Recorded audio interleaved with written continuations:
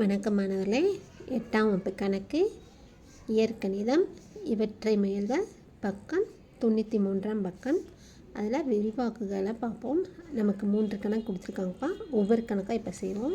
First X plus 5 அதனுடைய அடுக்கு 3, X plus 5 அதனுடைய அடுக்கு 3 கொடுத்துருக்காங்க. இதை நம்ம எதனுடன் ஒப்பிட போகிறோம்னா ஏ ப்ளஸ் பி அதனுடைய அடுக்கு 3உடன் ஒப்பிட. ஏ இருக்கிற இடத்துல என்னப்பா இருக்குது? எக்ஸு. பி இருக்கிற இடத்துல 5. இப்போ பாருங்கள், ஏ ப்ளஸ் பி ஹோல் பவர் 3.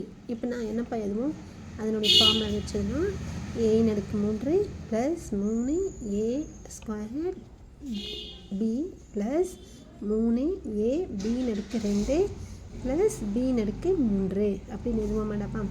சரி, இப்போ ஏக்கு தானே என்ன போடுறோம்? எக்ஸு. கணக்கு கொடுத்தா மறுபடியும் இருக்கும். எக்ஸ் ப்ளஸ் 5 அதனுடைய அடுக்கு 3 சீக்வல்ட்டு ஏக்கு என்ன தரும் மதிப்பு? எக்ஸின் அடுக்கு 3 ப்ளஸ் 3 ஏ மதிப்பு எக்ஸ் ஸ்கொயர்டு. சரியாப்பா, இது நம்ம ப்ராக்கெட்டுக்குள்ளே எழுதிக்கலாம். ஏன்னா மொத்தம் 3 உறுப்பு 2 உறுப்பு வருதா, ஆனால் ப்ராக்கெட்டுக்குள்ளே எழுதிக்கலாம். பெருக்கல் பியோட மதிப்பு 5.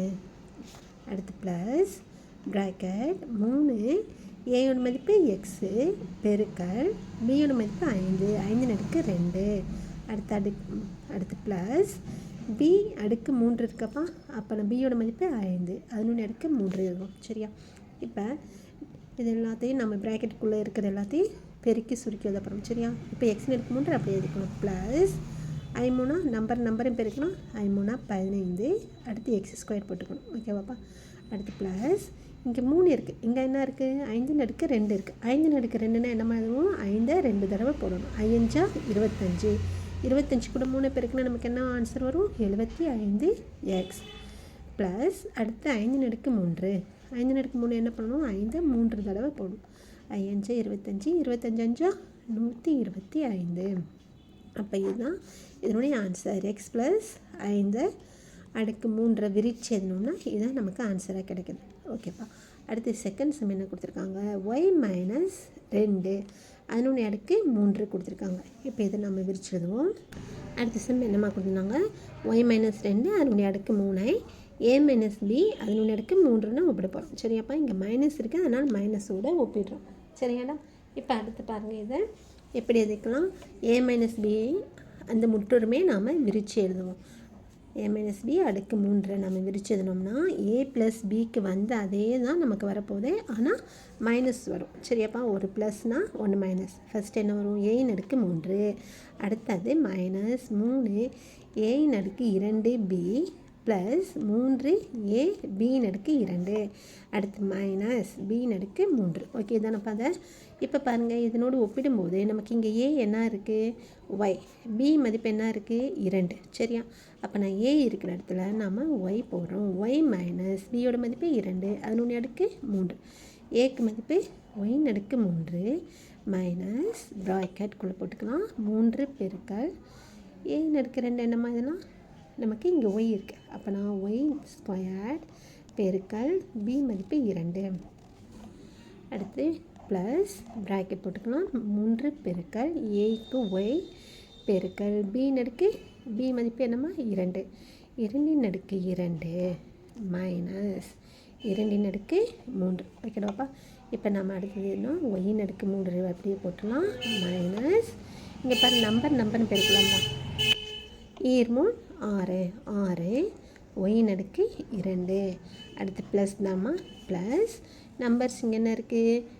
3 இருக்குது. இங்கே 2 அடுக்கு 2. 2 அடுக்கு 2னா 2 2 வாட்டி எழுதணும். 2 4 4 3 பெருக்குனா 12. 12 அடுத்து மாறி என்னடமா இருக்குது? ஒய். அடுத்து மைனஸ் 2 அடுக்கு 3 நம்ம என்னதுவோம்? 3 தடவை எழுதணும். 2 2 4 4 2 8 8. அவ்வளோதான், நமக்கு இங்கே மாறி எதுவுமே கிடையாது. சரியாப்பா, புரிஞ்சிச்சா? அப்போ நான் இதனை நம்ம ஒய் மைனஸ் 2 அடுக்கு 3 நம்ம விரிச்சு எதுனா இதுதான் அதனுடைய ஆன்சர். அடுத்து தேர்ட் சம்பா. அடுத்து நமக்கு 3ஆம் கணக்குப்பா. X plus 1 bracket x plus 4 bracket x plus 6 கொடுத்துருக்காங்க.